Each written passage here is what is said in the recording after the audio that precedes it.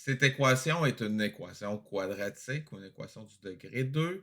Fait comme vous pouvez constater, elle n'est pas placée de la forme habituelle. Fait qu'il faut d'abord commencer par la mettre égale à 0. Donc, ça va être ma première étape. Fait qu'on pourrait commencer par dire 0 est égal à 3x carré moins 2x moins 22.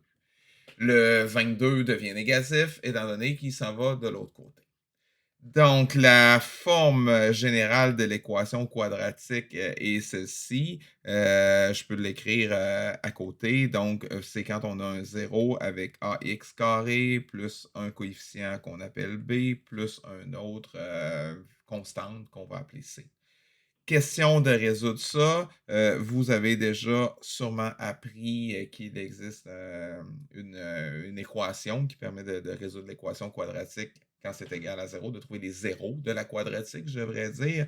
Il s'agit de faire moins b plus ou moins racine carrée de b carré moins 4ac divisé par 2a. Fait qu'on va appliquer cette équation-là pour ce qu'on a déjà comme valeur numérique et vous devriez, sans trop de problème, arriver à ça. Ça va demander de faire attention avec votre calculatrice pour bien tenir compte de la priorité des opérations.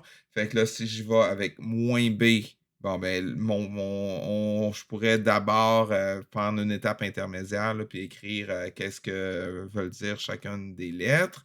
Fait qu'on a notre A qui est égal à 3, on a notre B qui est égal à moins 2 et on a notre C qui est égal à moins 22. Fait que si on prend l'opération globale, bon, ben, si je fais moins B, ben, moins B, ça va me donner 2. Après ça, on a plus ou moins racine carrée de B2.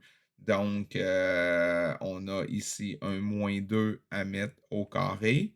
Moins 4 AC, donc moins 4 multiplié par 3 multiplié par moins 22. Divisé par 2a, donc divisé par 2 fois 3. Question que votre calculatrice respecte bien la priorité des opérations. Moi, je vous suggère de rajouter des parenthèses là-dedans. Fait que premier set de parenthèses à mettre, premier ensemble de parenthèses à mettre, ben, ça serait pour tout le numérateur ainsi que pour le dénominateur.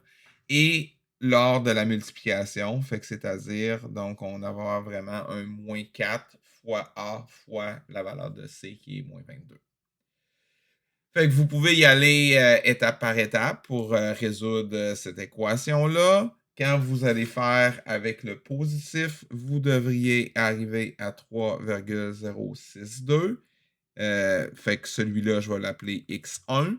Tandis que ma deuxième racine, quand je vais mettre le négatif, on va arriver à moins 2,395.